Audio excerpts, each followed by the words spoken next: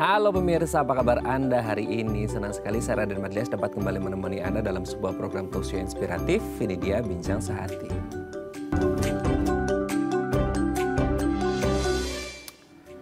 Pankreas ini mungkin organ yang ya udah familiar ya kita dengar ya. Ini menjadi salah satu organ di dalam tubuh kita manusia.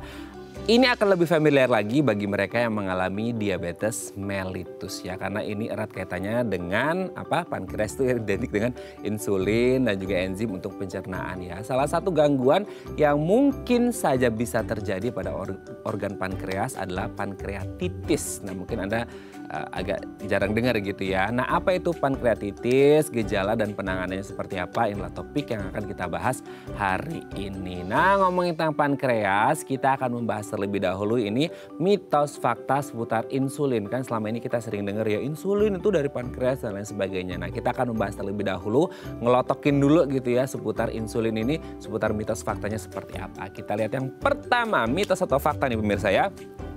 Menggunakan insulin berarti gagal kontrol gula darah. Nah, kita kan harus tahu dulu ya pankreas ini apa fungsinya, insulin itu apa gitu. Nah, kita kan tahu gitu ya organ pankreas adalah untuk memproduksi insulin. Kenapa? Karena kadar gula dalam darah kita ini kan harus dikontrol. Nah, masalahnya kalau akhirnya insulinnya nggak ada diproduksi sama pankreas, otomatis kan biasanya ya orang menggunakan obat untuk mengontrol gula darahnya gitu kan. Tapi ketika obat sudah nggak tertangani lagi gitu ya sama obat, so mereka akan menggunakan insulin. Tapi pertanyaannya gini, ketika orang disuntik insulin atau menggunakan insulin gitu ya, apakah ini selalu berarti bahwasanya ini tidak bisa mengontrol gula darah di dalam tubuhnya, atau memang karena faktor-faktor yang lain? Nanti akan kita bahas ya, ini mitos atau fakta. Oke, kita lanjut yang kedua pemirsa.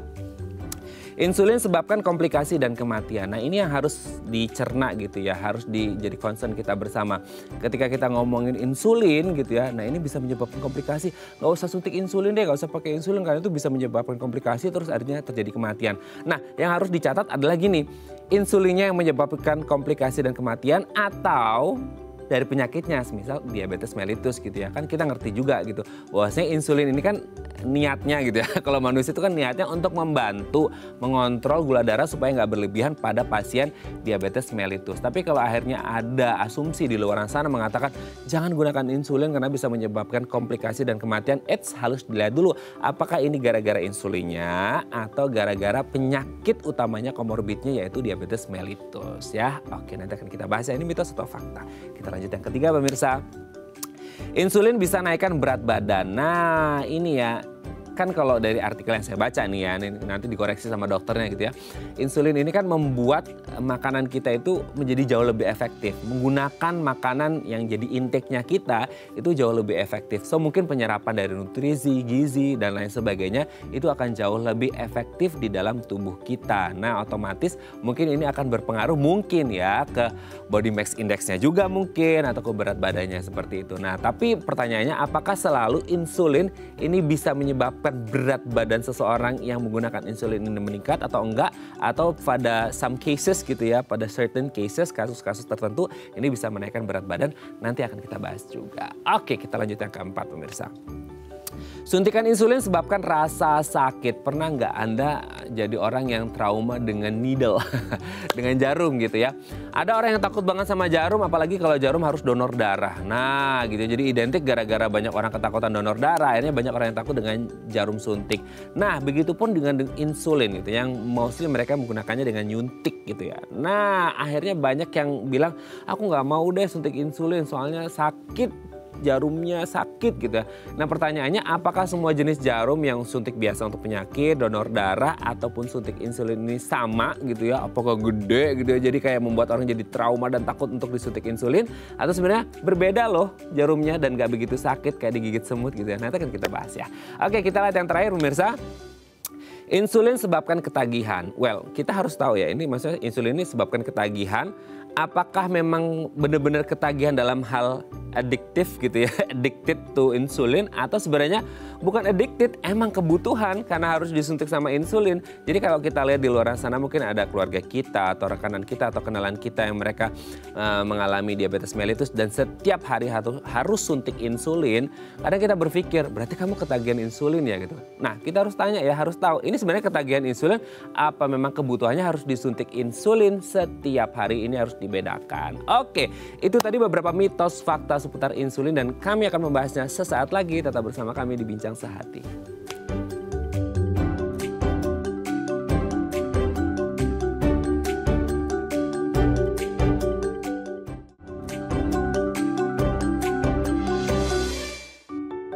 Baik, Anda masih bersama kami di Bincang Sehati. Kita masih membahas tema kita hari ini pankreatitis. Tapi sebelumnya kita membahas terlebih dahulu ya. Tadi di segmen sebelumnya kita udah membahas nih beberapa mitos fakta seputar insulin. Nah untuk membahasnya telah hadir bersama kami di studio Bincang Sehati. Ada Dr. Lucrezia Renata SPPD, dokter spesialis penyakit dalam dari Rumah Sakit Graha MM 2100. Selamat pagi dok, apa kabar? Selamat pagi Mas. Selamat datang di Bincang Sehati. Ini baru pertama kali kita ketemu ya dok ya? Benar. Ya, selamat datang nih ya. Oke, dok hari ini kita sebelum membahas pankreatitis, kita akan membahas terlebih dahulu. Biasa kan kalau identik dengan pankreas tuh, oh insulin gitu ya dok ya. Oh diabetes mellitus dan lain sebagainya Anda ya. Nah sebelum kita membahas tentang pankreasnya, kita bahas terlebih dahulu insulinnya nih. Mungkin banyak orang yang udah tahu insulin gitu ya istilahnya, tapi mungkin mereka belum in-depth banget ya tentang apa itu insulin, mitos fakta yang udah beredar gitu. Yang pertama adalah menggunakan insulin berarti gagal untuk mengontrol gula darah. Nah, apakah orang yang menggunakan insulin selalu identik dengan dia gagal mengontrol gula darah atau sebenarnya karena apa, dok? Sebenarnya itu mitos sih, karena insulin itu adalah bantuan dari luar, karena basically kita di badan itu kita hasilin juga dari dalam kan, yang oleh organ pankreas. Cuman ada beberapa tahapan. Jadi pas awal mungkin masih bisa pakai obat oral atau obat yang diminum itu. Terus kita kombinasi-kombinasi. Tapi di beberapa pasien mungkin bandel, jadi makannya nggak begitu bagus, aktivitas fisiknya juga agak kurang. Jadi makanya gulanya sulit dikontrol, jadi kita tambahin insulin dari luar. Tapi itu bukan termasuk salah satu prediktor kegagalan kayak gitu. Oh gitu. Jadi bukan faktor atau indikator kegagalan, hanya sifatnya membantu. Iya betul. Oh, oke, sifatnya membantu. Oke, berarti mitos ya pemirsa terjawab sudah ya. Kita lanjut yang kedua. Mitos atau fakta nih dok, insulin bisa menyebabkan komplikasi dan kematian. Ini agak serem ya, karena di luar sana kan banyak orang yang juga, terutama pasien diabetes mellitus yang harus menggunakan insulin setiap hari ya, suntik gitu kan. Nah, apakah yang menyebabkan komplikasi dan kematian ini adalah insulinnya atau mungkin karena tingkat ya stages dari penyakitnya itu sendiri yang sudah mungkin ke stadium lanjut gitu dok. Yang akhirnya yang jadi di blame-nya adalah si insulinnya gitu dok. Nah itu adalah mitos banget sih yang jelas Mas. Jadi kalau misalkan kadang-kadang beberapa pasien yang bilang gitu, dok saya nggak mau disuntik. Karena kalau disuntik keluarga saya bilang nanti saya sebentar lagi mendekati ajal atau apa. Itu udah mitos banget. Karena intinya adalah insulin ini dipakai untuk ngontrol. Yang bikin dia mungkin kayak komplikasinya jalan terus, ataupun kayak mendekati ajal lah, atau mungkin kayak udah dekat kematian dan lain-lain, itu biasanya adalah kadar gula yang tidak terkontrol dengan baik. Jadi makanya komplikasi-komplikasi baik akut maupun kronis dia tetap jalan. Jadi kayak bisa penurunan kesadaran, ataupun mungkin bisa juga ginjalnya gangguan dan lain-lain tuh bisa jalan. Gitu. Oke, tapi selama penggunaan insulin ketika untuk pengobatan penyakitnya apapun itu gitu dok, itu masih bisa sejalan dok? Sehingga mungkin mereka pikirnya ya nggak menyebabkan komplikasi karena yang penyakit yang lainnya juga bisa sekaligus diobati gitu. Iya betul, karena insulin itu sebetulnya dia adalah yang paling aman. Oke. Gitu. Untuk keadaan-keadaan tertentu, bisa pasien dengan gangguan ginjal itu dia masih bisa dipakai, ibu hamil pun juga masih bisa dipakai. Jadi memang sebenarnya insulin itu adalah obat gula yang paling aman.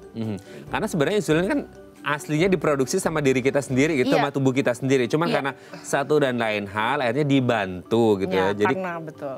Karena ada kerusakan di organ yang pankreas tadi itu Mas. Jadi makanya tadinya dia bisa menghasilkan, terus udah nggak bisa, oh akhirnya ya udah kita bantuin deh pakai insulin suntikan dari luar kayak gitu.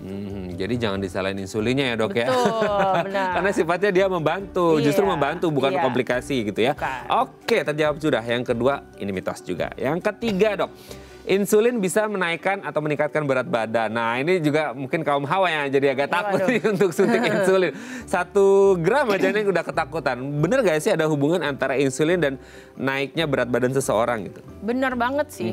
Memang di beberapa kasus memang kayak gitu. Makanya itu dia kita walaupun kita pakai insulin, tapi kalau bisa dosisnya itu sesuai atau kalau enggak paling enggak ditekan dengan kombinasi healthy lifestyle.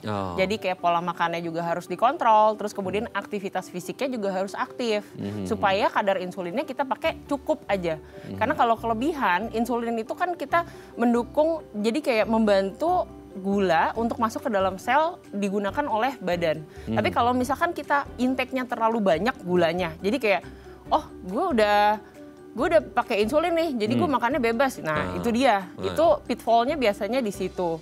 Kalau misalkan dengan keadaan seperti itu, jadinya kelebihan gula yang tadinya udah dikonversi dari darah masuk ke dalam sel, itu dia akan dideposit jadi lemak. Makanya itu dia bisa bikin gendut. Kayak gitu. Berarti ini hasil dari insulin, hasil kerja dari insulinnya atau karena memang intake-nya yang over dong? Nah itu jadi gini, kadang-kadang kita kan intake-nya over, jadi insulinnya kita naikin. Intake over kita naikin, kayak gitu kan. Nah makanya jadi kalau jadi pasien dengan diabetes akan lebih baik kalau tadi dibalancing dengan olahraga dan diet yang baik juga. Supaya kebutuhan insulinnya kita bisa taper down juga, jadi dosisnya cukup aja, paling nggak terkontrol. Nah itu ya, bukan berarti selama ini mungkin pasien diabetes mellitus 3J gitu ya, semua jenis makanannya, kalori segala porsinya segala macam harus dibatasi. Nah bukan berarti insulin langsung berlebihan juga intinya. Iya benar-benar. Oke. Kayak gitu. Oke, lanjut yang selanjutnya adalah suntikan insulin bisa menyebabkan rasa sakit. Nah banyak orang yang parno juga dok sama jarum suntik.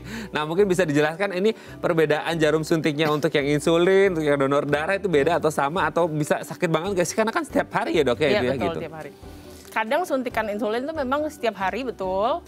Terus udah kayak gitu ada yang beberapa kali per hari juga. Dan memang kalau misalkan dia sakit itu mesti dikaji ulang. Dia udah berapa lama pakai itu. Mungkin bisa sakit, tapi sakitnya juga nggak sakit-sakit kayak diambil untuk yang jarum untuk donor darah atau ambil darah biasanya kita periksa di laboratorium karena jarumnya sangat kecil. Cuman kalau misalkan dia nyebabin nyeri biasanya udah dipakai setelah berhari-hari. Jadi mungkin dilihat tuh 1-3 hari biasanya kalau udah mulai agak nyeri atau agak perih-perih dikit, nah itu harus diganti jarumnya.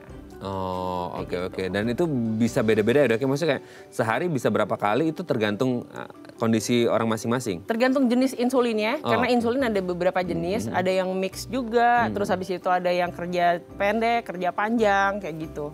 Oke, kembali lagi ke riwayat orangnya dan jenis insulinnya. Ya, Oke, kita lihat yang terakhir, pemirsa, mitos atau fakta nih, insulin bisa menyebabkan ketagihan. Nah ini kadang-kadang kepikirannya, ya memang karena kalau pankreas udah nggak bisa menciptakan insulin, mau nggak mau harus suntik insulin terus kan gitu. Tapi di satu sisi ada yang bilang, itu ketagihan loh. Tapi orang yang bilang, ini bukan ketagihan, ini kebutuhan. Itu gimana tuh dok? Benar masnya udah benar banget nih. Jadi kalau misalkan insulin tuh dia bukan ketagihan, tapi dia lebih ke kita membantu.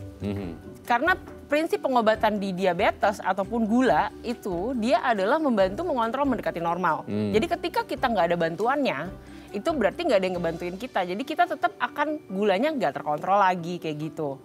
Tapi kadang-kadang ada miskonsep di pasien-pasien biasanya, apalagi awam kayak, oh berarti ketagihan dok, sebenarnya bukan, justru karena fungsinya dia udah nggak maksimal, jadi kita tambahin dari luar. Jadi itu memang benar seperti katanya masnya, kalau misalkan itu adalah kebutuhan.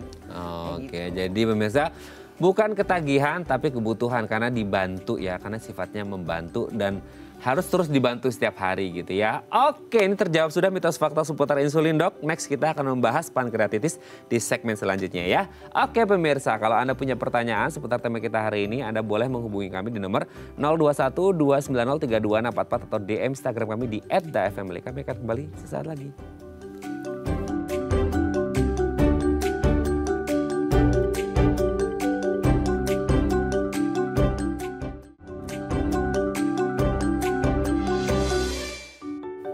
Baik, Anda masih bersama kami di Bincang Sehati dan kita masih membahas tema kita hari ini pankreatitis. Kalau Anda punya pertanyaan seputar tema kita hari ini, boleh di 021 290 3244 atau di Instagram kami di @dafamily. Kita masih bersama dengan Dr. Lucrezia Renata SPPD, dokter spesialis penyakit dalam dari Rumah Sakit Graha MM 2100. Dok, kita lanjut lagi ya. Tadi udah insulin, sekarang kita ke tempat pabriknya si insulin ya, si pankreas gitu. Nah, boleh dijelaskan nggak sih dok sebenarnya fungsi pankreas ini sendiri seperti apa sih? Oke, kalau pankreas itu sebenarnya kalau dibilang dia kayak pabrik hormon lah ya. Oke. Gitu. Dan dia fungsinya ada eksogen, ada endogen. Kalau eksogen itu dia ngapain? Dia itu jadi kalau misalkan kita makan, makanan kita cerna, nah dia ngebantuin untuk mecah-mecah makanannya. Jadi makanya dia ngehasilin enzim namanya, itu ada enzim yang buat mecah amilase, protease, terus habis itu ada yang mencah lipid juga. Terus kemudian ada juga yang endogen, jadi dia mengalir ke dalam darah.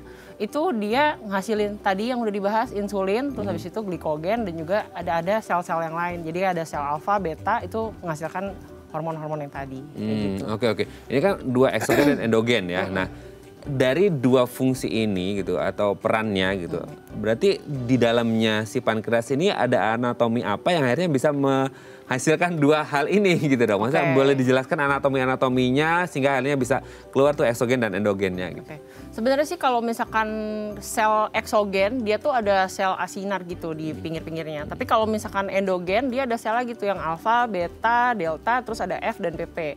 Dan alfa, beta itu biasanya yang paling terkenal tuh. Karena dia yang ngehasilin insulin dan glikogen. Dia yang pengaruhin untuk kadar gulanya kita.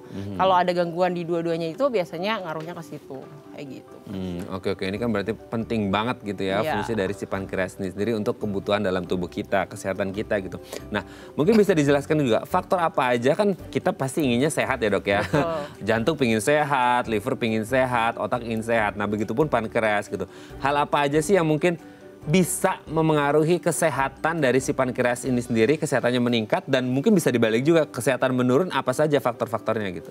Faktor-faktornya sebenarnya sih dia yang jelas kalau kita obesitas itu udah pasti. Terus udah kayak gitu sama kalau kita intake-nya banyak makan gula, kayak gitu juga. Terus alkohol, ngerokok, itu juga udah pasti dia bakal ngerusak kerja pankreas. Jadi intinya kalau misalkan bikin pankreasnya kerjanya terus-menerus, jadi enzimnya kerja terus-terusan, nah itu biasanya dia akan bikin kerusakan di pankreasnya itu sendiri, kayak gitu. Ada beberapa keadaan khusus juga kalau misalkan mungkin kayak ada faktor genetik kayak gitu, itu juga bisa. Jadi misalkan orang tuanya punya penyakit pankreas sebelumnya ataupun kayak kistik fibrotik itu juga bisa. Terus udah kayak gitu kalau misalkan pada pasien-pasien dengan batu empedu itu juga bisa bikin pankreasnya sering gangguan kayak gitu. Oke. Tapi kalau berbicara tentang itu kan tadi faktor-faktornya ya. Ada yang salah satunya merusakkan yang makan makanan manis, minuman keras, alkohol, merokok dan lain sebagainya. Nah, boleh dijelaskan lagi nggak dok? Siapa saja yang berisiko gitu? Berisiko mengalami ini? Apakah hanya terbatas pada tadi yang disebutkan atau mungkin ada case by case ya? Kalau genetik udah beda, udah pasti gitu ya. Tapi masih ada nggak orang-orang yang lain yang selain dengan habit-habit makan makanan manis, ngerokok, minuman keras, itu mereka rentan banget mengalami gangguan di pankreasnya? Sebenarnya ini ada dua sebetulnya. Ada berliteratur yang bilang karena kebiasaan merokok dan alkohol dia lebih sering di laki-laki, jadi lebih sering banyak ditemukan pankreatitis di laki-laki. Tapi sebetulnya kalau dibaca lagi ulang, kalau misalkan salah satu penyebab terjadinya pankreas atau pankreasnya meradang dan kerusakan di pankreasnya itu adalah batu empedu. Sedangkan jadi batu empedu itu juga sering banget di perempuan juga.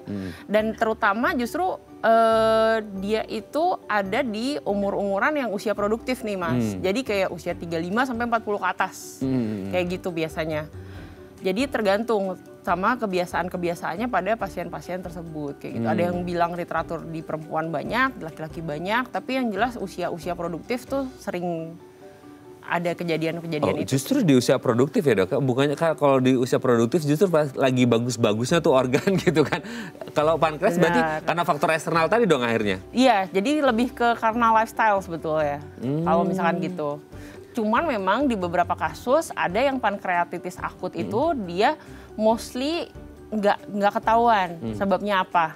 Tapi kalau dari literatur banyak yang bilang perempuan lebih banyak karena sering terjadi batu empedu, atau di laki-laki banyak juga ditemukan karena adanya kebiasaan merokok dan minum alkohol lebih sering kayak gitu. Oke dok, sebelum lanjut ini saya dapat arahan katanya ada penelpon. Kita sapa terlebih dahulu ya. Boleh. Halo, selamat pagi.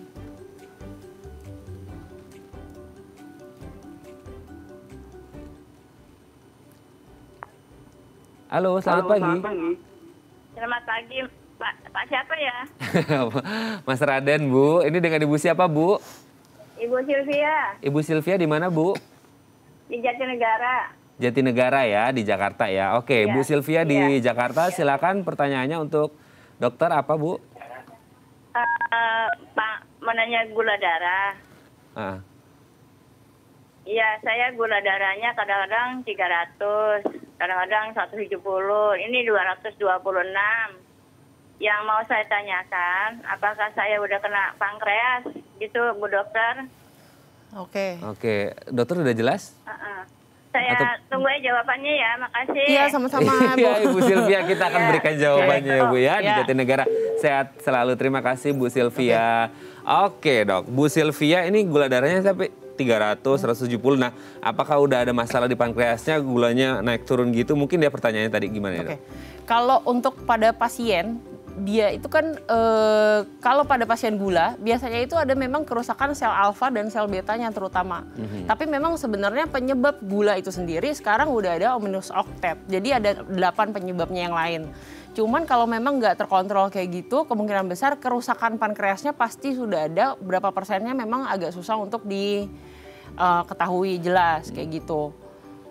Jadi paling kayak tadi aku bilang harus kontrol makannya dan lain-lain juga, obatnya juga harus diminum terus supaya jadi ibarat kata kita mengkonservasi sel beta yang memang belum rusak. Berarti solusi terbaik untuk Bu Sylvia adalah tadi ya kontrol gula darahnya, intake makanannya juga gitu ya? Sama aktivitas fisik, terus udah kayak gitu sama minum obatnya juga teratur. Dan minum obat yang teratur itu harus disertai dengan kontrol juga yang bagus, Mas. Jadi kita harus pantau, ada target-targetnya kalau untuk pasien gula itu. Jadi gula puasa dia harus di bawah 126, terus gula setelah makan juga di bawah 200. Terus kemudian biasanya sih targetnya sekarang pakainya lebih baik lagi kalau misalkan memungkinkan untuk periksa HbA1c.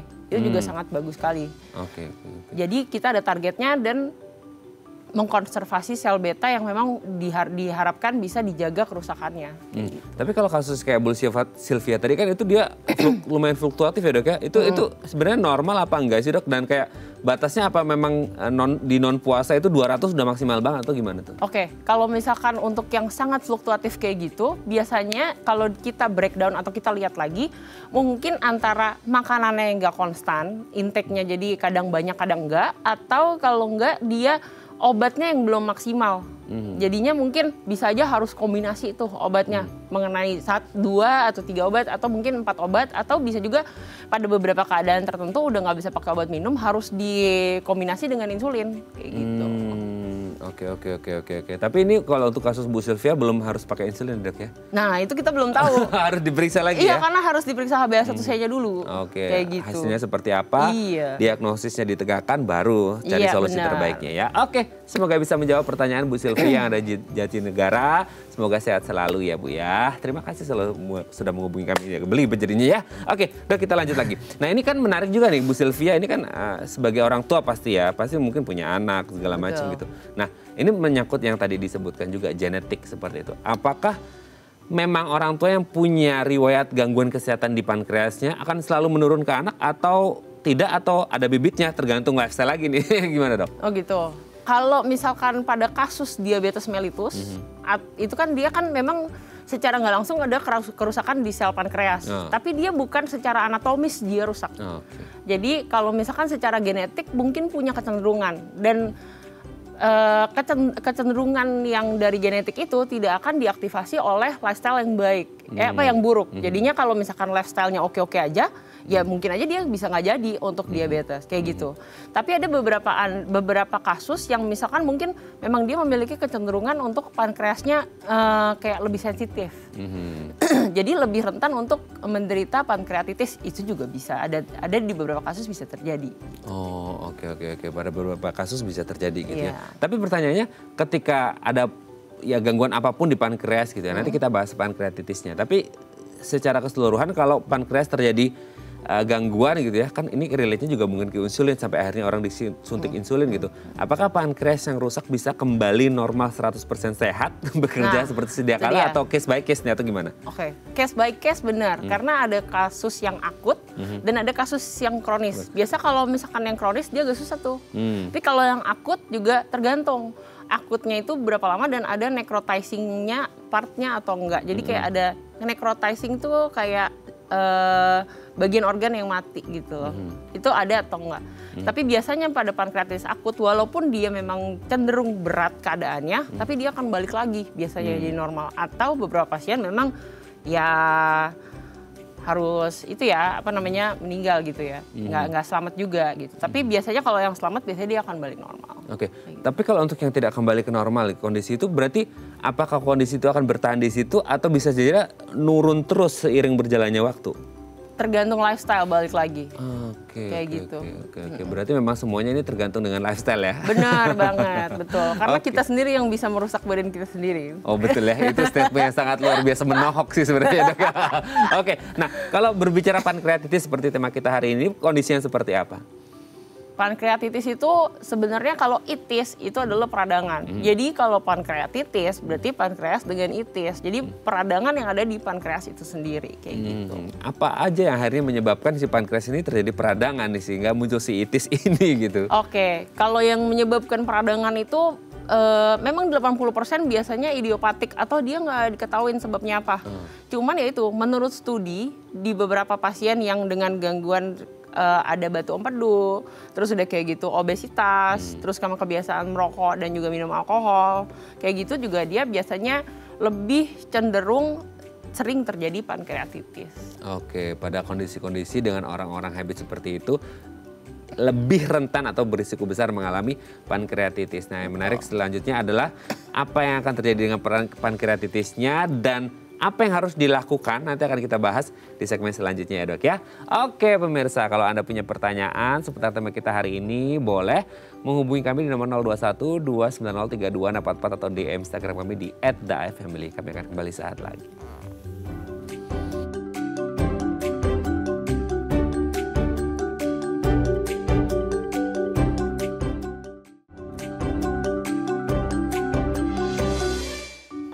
Baik, karena masih bersama kami di Bincang Sehati, kita masih membahas tema kita hari ini pankreatitis. Kalau Anda punya pertanyaan, boleh di 021 290 3244 atau di Instagram kami di @daifamily. Kita masih bersama dengan Dr. Lucrezia Renata SPPD, dokter spesialis penyakit dalam dari Rumah Sakit Geraha MM 2100. Dok, kita lanjut lagi.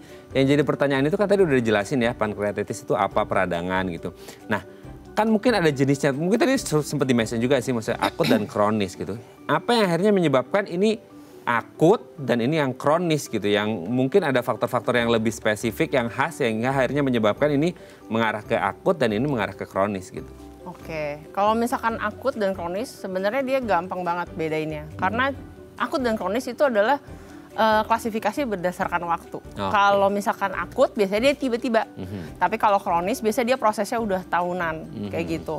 Dan kalau diperiksa biasanya kalau misalkan pankreas itu kan kita ngeceknya dari laboratorium ya.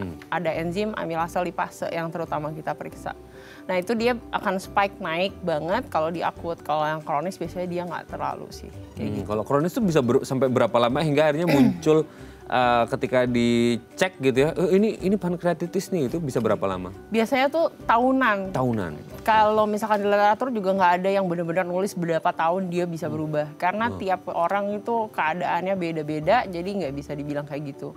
Cuman mungkin yang memang benar-benar bisa dibedain antara akut dan kronis tuh biasanya gejalanya sih. Nah ini ngomongin gejala kan, kalau akut mungkin langsung deg-deg gitu, malah gimana ya maksudnya tiba-tiba gitu ya, deg gitu. Kalau kronis kan ya tadi bisa tahunan kan hitungannya seperti itu. Nah kan yang menjadi pertanyaan gejalanya yang khas yang dirasakan sehingga ini orang bisa, oh ini masuk identifikasi yang akut, ini masuk identifikasi yang kronis. Apakah kronis ini gejalanya selalu mild terus yang ringan banget sehingga tidak terasa sehingga akhirnya sampai bertahun-tahun baru kerasa atau gimana dok gejalanya? Oke, biasanya kalau misalkan yang akut tuh memang dia karena sifatnya tiba-tiba, yang selalu tiba-tiba biasanya parah kayak gitu.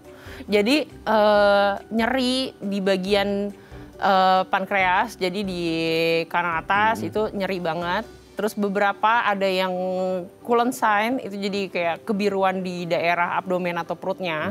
Ada mual, muntah, terus ada di situ beberapa kasus berat juga bisa bikin kayak peritonitis sampai kayak pasiennya nggak bisa BAB dan lain-lain. Jadi seolah-olah seperti ada sumbatan lah, tapi sebenarnya mungkin karena kelebihan dari hormonnya amilase lipasenya itu yang ada di situ. Terus habis itu juga pasiennya biasanya nggak terlalu bagus, beberapa pasien bisa sampai apalagi dengan pemberat-pemberat, jadi kayak sakit-sakit yang lainnya juga ada, itu biasanya lebih jelek keadaannya. Kayak Itu yang akut? Itu yang akut. Kalau yang kronis biasanya dia slowly but sure. Jadi kayak biasanya nggak ada gejala apa-apa, cuman kok tiba-tiba BAB-nya seperti dempul, kayak gitu. Terus habis itu kok gulanya juga mulai naik, kayak gitu-gitu sih. Oke, nah ini kan tadi dokter bilang yang akut ini bisa bahaya. Nah, ya segala macam penyakit bisa bahaya dok ya. Cuma maksudnya kalau kita berbicara akut dan kronis dalam hal pankreatitis, ini mana yang jauh lebih berbahaya? Kan kita pikirnya akut, oh iya akut bisa saja langsung blek, sorry to say, check out gitu kan ya gitu. Atau yang kronis sebenarnya ya nggak kelihatan banget sih gejalanya, nyaru banget ya, tapi tahu-tahu udah stadium lanjut aja gitu kan, itu juga bisa bahaya banget kan ketika kita lagi pemeriksaan. Nah dengan kondisi akut dan kronis ini untuk case-nya pankreatitis, mana yang lebih berbahaya gitu yang harus menjadi concern-nya?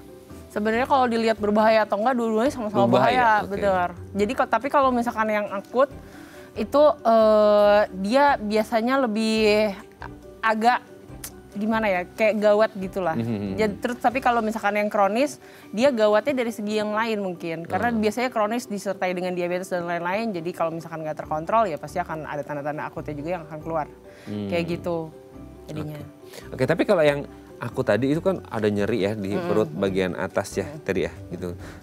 Itu nyerinya itu dia hilang timbul atau terus menerus, kan ada mungkin orang nggak ngerti ya kalau itu indikasinya ke pankreatitis. Terus ada orang mungkin karena nyeri ya standarnya orang Indonesia mungkin dia minum obat pereda nyeri. Kan itu kan kayaknya jalan ninja banget ya gitu untuk menghilangkan nyeri, pokoknya obat pereda nyeri deh gitu. Itu hilang timbul atau khas di situ terus akan bertahan terus atau gimana sih dok? Oke, kalau pankreas itu karena dia posisinya ada di belakang lever, di belakang hepar, itu jadi nyerinya mungkin agak kayak seperti ditusuk dan dia susah untuk dihilangkan sebetulnya jadinya. Makanya kalau misalkan mungkin kadang-kadang udah minum obat nyeri di warung, karena di Indonesia banyak banget dan gampang banget dapat obat kan.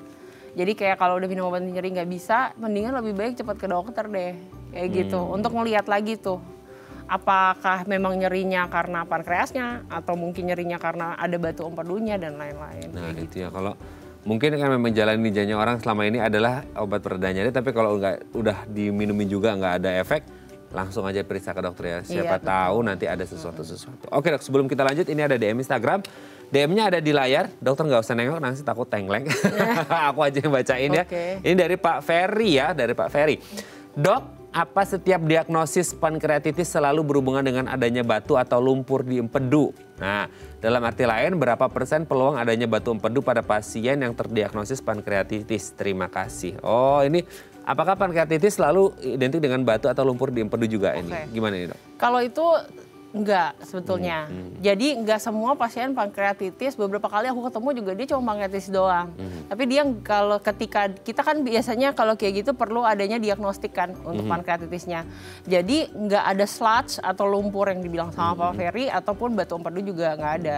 Kayak gitu. Untuk berapa persentasenya sebenarnya sih dia agak kecil tuh untuk pankreatitis akut yang disebabkan oleh selain batu empedu dan sludge. Tapi mesti dilihat lagi sebabnya apa. Apakah dia minum obat-obat yang bisa membuat kecenderungan untuk bikin pankreatitis atau enggak, atau ada keadaan-keadaan lain kayak gitu. Oke, tapi untuk beberapa kasus di pankreatitis ini ada batu atau lumpur empedunya berarti dok? Mostly ada. Oh, mostly ada gitu. Oke ya, semoga ini bisa menjawab pertanyaan dari Pak Ferry ya. Semoga terpuaskan dengan jawabannya ya.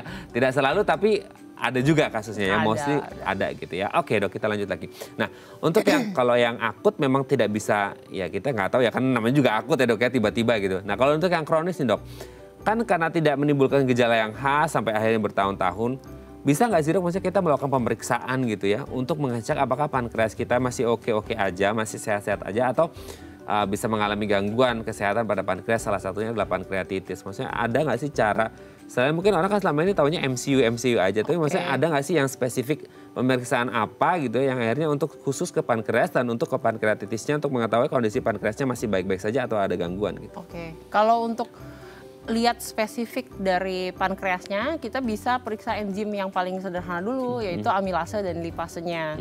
Tapi kalau misalkan mungkin amilase dan lipase tuh agak mahal ya biayanya. Jadi bisa aja mungkin kalau screening awal banget bisa USG juga.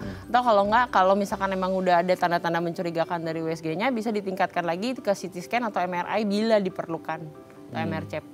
Kayak gitu. Tapi meskipun di awal itu, katakanlah yang kronis ya, tidak ada gejala apapun gitu ya, terus melakukan pemeriksaan enzim dan lain-lain sebagainya tadi, itu bisa terlihat tuh bahwa ada bibit-bibit bahwasanya pankreas ini sepertinya ada bibit-bibit terjadi gangguan ke depannya gitu. Meskipun itu masih di early stage banget gitu, di awal banget gitu. Oke. Biasanya kalau untuk pasien dengan pankreatitis kronis, kita harus kumpulin dulu tuh Mas untuk gejala-gejalanya. Apakah udah ngarah atau belum, jadi baru kita periksa. Jadi gejala-gejalanya misalkan dia ada EE-nya dempul atau enggak, BAB-nya. Terus kayak Dempul itu gimana? dempul tuh jadi putih kayak semen, kayak gitu. Oh, BAB-nya. Oh, fesesnya ya? Fesesnya kayak gitu. Oh, okay. Terus satu, terus dua mungkin udah mulai tuh gulanya nggak terkontrol, kolesterolnya mungkin tinggi. Jadi yang kayak gitu-gitunya diperiksa dulu, dikumpulin. Kalau misalkan memang ini kayaknya udah highly suspicious mengarah ke pankreatitis nih, tapi yang kronis, baru kita melakukan pemeriksaan yang lain kayak gitu. Oke. Ya, kalau udah mulai muncul-muncul gitu. Tapi kalau untuk kasusnya kayak gini dok, sorry, ini mungkin agak keluar tema dikit, tapi kayak orang dengan orang tuanya diabetes mellitus deh gitu. Pasti kan ada something dengan pankreasnya kan. Nah yang ditakutkan adalah mungkin secara genetik dia akan bersifat herediter gitu ya, menurun ke anaknya gitu. Bisa nggak sih maksudnya anaknya ini meskipun mungkin belum ada gejala dan lain sebagainya memeriksakan untuk mengecek kondisi pankreasnya dok? Oke, kayaknya kalau misalkan pasien orang tuanya dengan gula, terus kemudian dia kayak curiga untuk gue pankreatitis atau enggak, itu kayaknya nggak terlalu esensial untuk periksa keadaan pankreasnya. Lebih ke mungkin screening awal dulu ke gulanya, kayak gitu. Karena maksudnya dari gulanya itu sendiri kita bisa lihat tuh sebenarnya fungsi insulinnya gimana dan lain-lain. Kan maksudnya pasti kan juga nggak mau untuk periksa yang terlalu mahal dan terlalu complicated dulu kan. Maksudnya pasti kita cari pemeriksaan yang sederhana. Jadi sesimpel periksa aja dulu gula darah puasa dulu. Karena gula darah puasa yang misalkan kadang-kadang di beberapa medical check up itu dia nggak dianggap bahwa itu red light gitu loh. Jadi kayak misalkan gula darah di atas 100, jadi antara 100 sampai 126 itu juga kita udah masuk ke prediabetes. Oh gitu? Iya, jadi makanya itu dia. Jadi itu udah mulai red light tuh, udah mulai ada lampu kuning sebenarnya kayak gitu, yang itu emang harus diperhatiin kayak gitu. Karena saya juga berapa ketemu pasien MCU dari hasil dokternya aman-aman aja, cuman seiseng itu karena gula darah puasanya 168, tapi ternyata HbA1c-nya tinggi, nah itu jadinya banyak yang mungkin agak miss di situ. Nah itulah ya pemirsa, gula darah itu makanya sesuatu yang over dan under juga nggak bagus ya. Begitu ya, dalam gula darah ya, over dan under pun nggak boleh gitu. Tapi kalau kasusnya anaknya nih dok, yang anaknya keturunannya nggak ngerti kondisinya, itu bisa memeriksakan kondisi pankreasnya? Screening dulu untuk yang lain-lain sih kalau menurut aku. Karena kalau untuk pemeriksaan yang spesifik pankreas tuh kayak terlalu mahal kalau untuk gitu ya. Nggak perlu dulu yang lain-lain. Yang belum perlu deh kayaknya. Sup-supnya dulu ya? Sup-supnya dulu yang lain-lain aja mendingan. Oke. Nah kalau sekarang udah terdiagnosis pankreatitis, solusi apa terbaik untuk pengobatannya? Apakah kembali lagi dilihat dari jenisnya, akut, kronis, terus segala macamnya atau bagaimana? Oke, kalau pankreatitis yang jelas karena konsepnya pankreatitis atau peradangan itu karena pankreasnya overwork, jadi kita harus istirahatin dulu, kayak gitu. Terus kemudian tergantung dari penyakit penyertanya juga, kayak gitu. betul-betul periksa kadar gulanya, jangan lupa kasih antibiotik sesuai dengan indikasi, terus juga dietnya biasanya di nothing per oral dulu atau dipuasain dulu beberapa jam, terus kemudian sekarang udah pakai konsep yang early feeding, jadi dikasih makanan secara bertahap.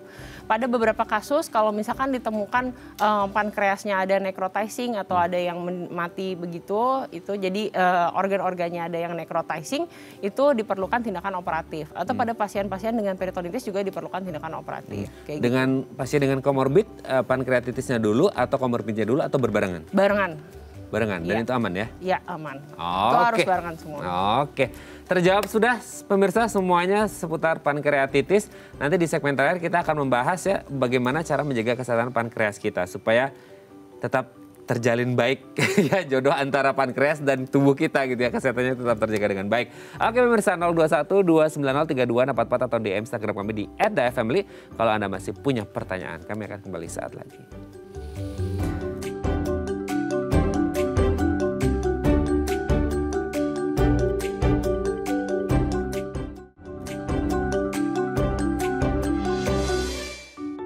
Baik, Anda masih bersama kami di Bincang Sehati. Kita masih bersama dengan Dr. Lucrezia Renata, SPPD, dokter spesialis penyakit dalam dari Rumah Sakit Geraha MM 2100. Oke dok, tadi kan sudah dibahas semuanya seputar pankreatitis dan hal-hal terkait dengan pankreatitis. Sekarang kita akan membahas gimana caranya, ibarat katakan, ya sedia payung sebelum hujan ya, itu klise banget gitu ya. Jadi kita akan membahas gimana cara menjaga kesehatan pankreas kita. Yang pertama adalah pola makan rendah lemak. Nah, pola makan yang seperti apa yang baik untuk kesehatan pankreas kita sih dok? Oke, kalau pola makan rendah lemak itu memang pasti udah jelas kalau baik untuk pankreas kita. Karena intinya kalau untuk kita ngelindungin pankreas, kita nggak boleh suruh dia kerja terlalu keras. Oh oke, Kayak kerja gitu. berat. Kerja gitu. berat, benar. Dan kerja pankreas itu kan tadi balik lagi ke awal. Kalau dia ada eksogen, ada endogen. Kalau yang eksogen itu dia kayak mecah makanan-makanannya. Jadi dia ngazilin enzim untuk mecah-mecah semuanya. Jadi karbohidrat, protein, terus habis itu lipase juga, lipid itu. Nah kalau misalkan kita makan terlalu banyak kolesterol ataupun lemaknya, itu jadinya kerja pankreasnya berlebihan.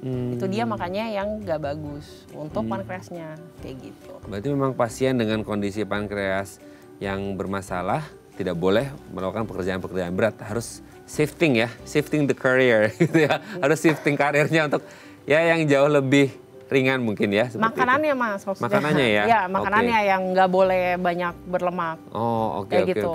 Oke dok, kita lanjut yang kedua. Kalau diet ketat gimana tuh dok? Kalau diet ketat very low calorie diet itu dia bisa bikin. Kenapa? Karena mekanismenya kalau very low calorie diet itu dia bisa bikin kecenderungan untuk jadi lebih gampang membuat batu empedu ternyata. Oke. Kayak gitu. Jadi ada dua keadaan yang bikin batu empedu itu gampang terjadi.